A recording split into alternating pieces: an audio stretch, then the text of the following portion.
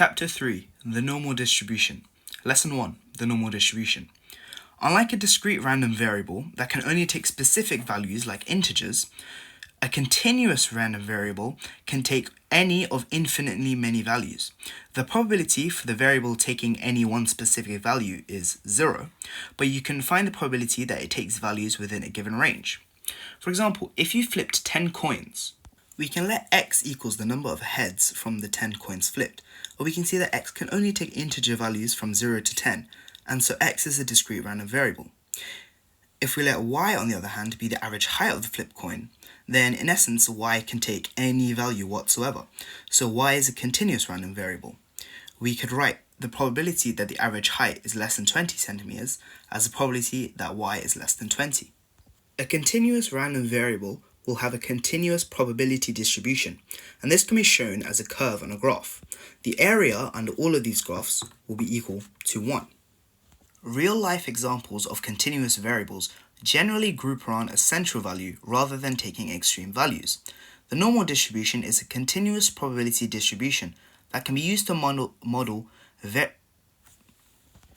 many natural characteristics that may behave like this. Examples include the heights of people in a population, the weights of tigers in a jungle, scientific measurement errors, sizes of manufactured objects, etc.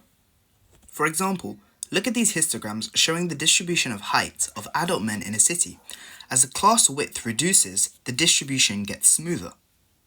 The distribution becomes bell-shaped and is symmetrical about the mean.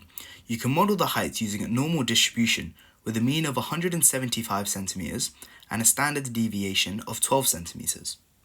Where x follows the normal distribution with two parameters mu and sigma squared, where mu is the population mean, sigma squared is the population variance, where sigma is the standard deviation.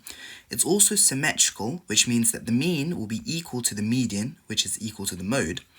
The total area under the curve will be equal to 1, and it has points of inflection at the mean plus or minus 1 standard deviation.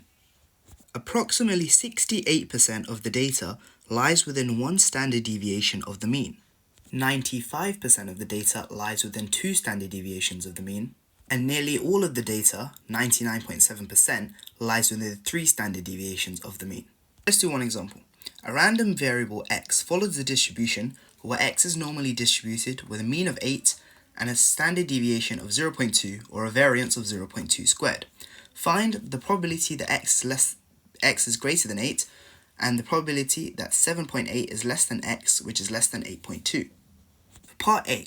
As the curve is symmetrical about the mean, which is 8 already, the probability of x being greater than 8 will just be half of the area. And as the area is 1, that means this will just be 0.5. For part B, we know that the probability that mu minus sigma, which is less than x, which is less than mu plus sigma, is around 0.68 within 1 standard deviation of the mean. And as we know, the standard deviation squared is equal to 0.2 squared. In other words, standard deviation is just 0.2. And so 8 minus 0.2 is just 7.8, and 8 plus 0.2 is just 8.2. And so all this is asking is for the data within 1 standard deviation of the mean. And we know that this is just 0.68. And that's about it.